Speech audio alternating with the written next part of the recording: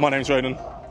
And my name's Alex. I joined us here at Madrid Bajas. Trying to get up. I said it wrong in the last video, but here we go. We're in Madrid Airport, the main one. Hello. And we're just waiting now for a flight over to Alicante on the CRJ, which is operated by Air Nostrum. And this is probably one of the smallest regional aircraft in sort of Europe and Spain, it is anyway, isn't it? Because they just have CRJ 900s and 1000s. So we'll see what it's like once we get on board, and let's go and see what it's like. Yeah, you've got your friend to catch up with. So we were down at gate K89 in Madrid. It was a little bit chaotic at the boarding area, but once people have got the gist of what they needed to do, we were on our way. It was a sort of bus stand, although it's not a bus stand, as you literally go down the jetty, walk straight down, and there's a walkway straight out to the aircraft. And having a look, it appears that most CRJ flights operate from this end of the Schengen part of Madrid Airport. Here we are going down the stairs, and you'll see what I mean. Absolute cracking views as you head out from the terminal of the CRJ parked up on the ramp. So boarding again, you have to leave your luggage as the overhead bins are very small, so you leave them down at the sort of red case area, and then they load the bags onto the aircraft, and then you get them back at the steps when you get off. And here we are just boarding the CRJ. Again, with it being such a small cabin, it does take people a little bit of time to shuffle along, but we were down in row 2, so it didn't take us too long to get to our seats. And you'll see very shortly mine and Alex's thoughts on what we thought about these seats.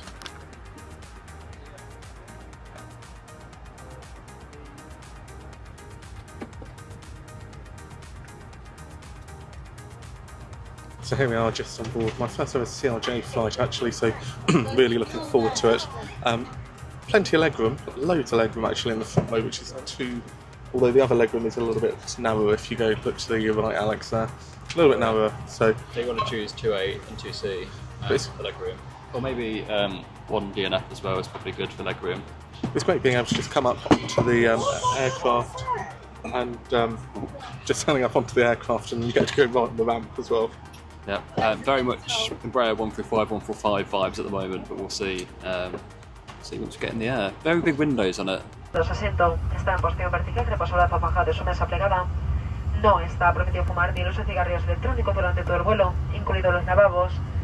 Por favor, cumplan con las instrucciones de la tripulación de los carteles y de las señales luminosas y lean con atención la tarjeta de seguridad que tiene el bolsillo delantero. Gracias por volar con nosotros.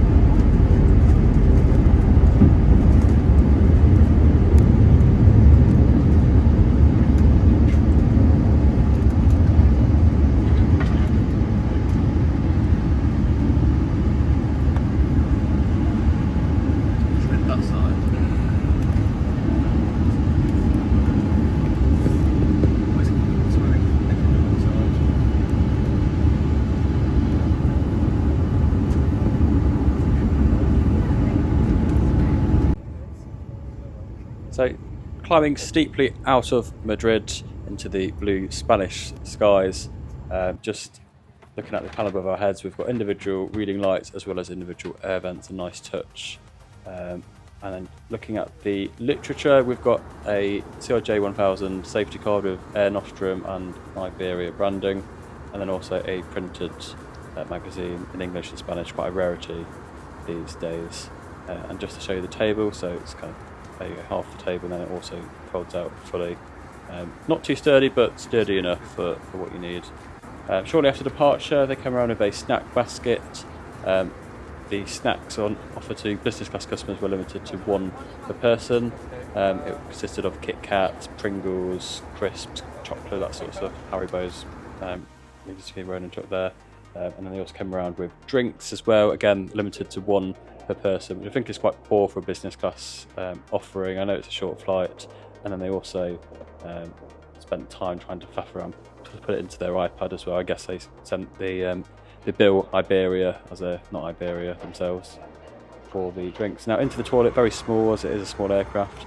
There were some toilets down there were some tissues down the toilet that didn't seem to flush, and as well as the hand towels ran out. I took the last one there as well, so not too clean really. So I guess with this being such a short flight, under 45 minutes, I guess we can talk now about our thoughts and views on Air Nostrum. Very interesting. You can only have one item from the snack bar, and there was a multitude of options: Haribo's, crisps, nuts, and biscuits. And then Alex, and it's just very swift, really. I guess it is for the short flights they're doing. What's the question? Your thoughts on what's your thoughts? It's a 40-minute flight. I think more than one option, like being able to choose more than one item would be nice, but it's a short flight. I guess you're not expecting much, are you, really? So we didn't get an opportunity to talk about this on the ground. So if you are enjoying this video, please do remember to click that like button and do click that subscribe button if you are interested in seeing a lot more content, including hotels, aviation, and just general days out. So for me, the Iberia regional experience for what was a under an hour flight, I thought it was okay. I wouldn't be paying for business class if this was the only flight I was doing. The snack situation was rather disappointing. So if we were looking out of 10 for this flight, I'm only going to be giving it a 5. It was not great, it didn't wow me, and it was just average for me. So I'd give this, I'll go with Roland. I mean, the flight wasn't particularly wow. We bought it as part of a package which included the flights from Heathrow to Madrid. So, I mean, if I had the option of flying economy or business on this route, and business was a little bit more, then I might just pay it. But, I mean, if it's a lot more, then I don't think it's worth it. So, I'm going to score this 4.5 out of 10, which is a bit harsh, I think, but the snack and the drink situation I thought was quite poor for business.